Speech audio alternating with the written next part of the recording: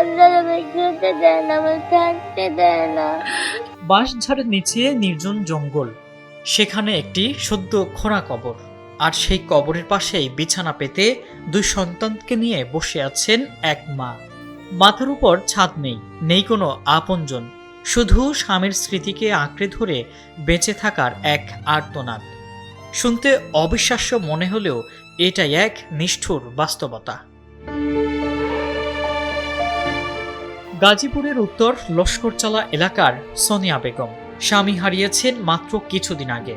স্বামী অকালে চলে যাওয়ায় পৃথিবীর সব অন্ধকার যেন নেমে এসেছে তার দুয়ারে। শ্বশুর বাড়িতে জায়গা না পেয়ে 9 বছরের মেয়ে ছোঁয়া আর মাত্র 18 মাস বয়সী শিশু পুত্রকে নিয়ে শেষ পর্যন্ত স্বামীর কবরের পাশেই ঠাঁই নিয়েছেন এই অসহায় নারী। বাবা, আমরা তুমি চলে গিয়েছো আমাদের রেখে, আমার থাকার জায়গা নেই। আমরা কোথায় থাকবো, আমরা খেতে পারি না। সোনিয়ার অভিযোগ আরও করুন, স্বামীর দাফনের সময়ও নাকি তার শ্বশুর ঘটনাস্থল ছেড়ে চলে যান।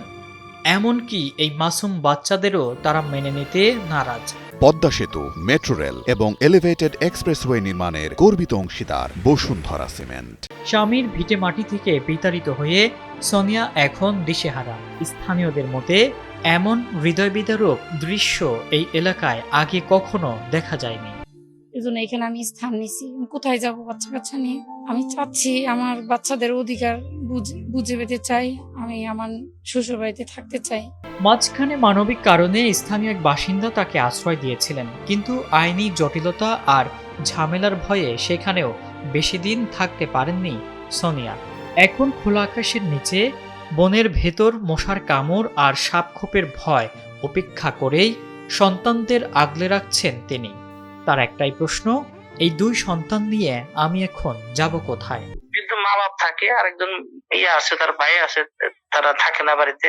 তো এক জায়গায় না বসলে তো তাদের থাকার বা কথা আমরা করতে পারি না। আমরা চেষ্টা করছি, একটা পক্ষ তো নাই, যে পক্ষ যারা করে। কদিন আগে মারা গেছে তো আমাদের পুলিশ তাৎক্ষণিক গেছিল, আমরা এখনো চেষ্টায় আছি।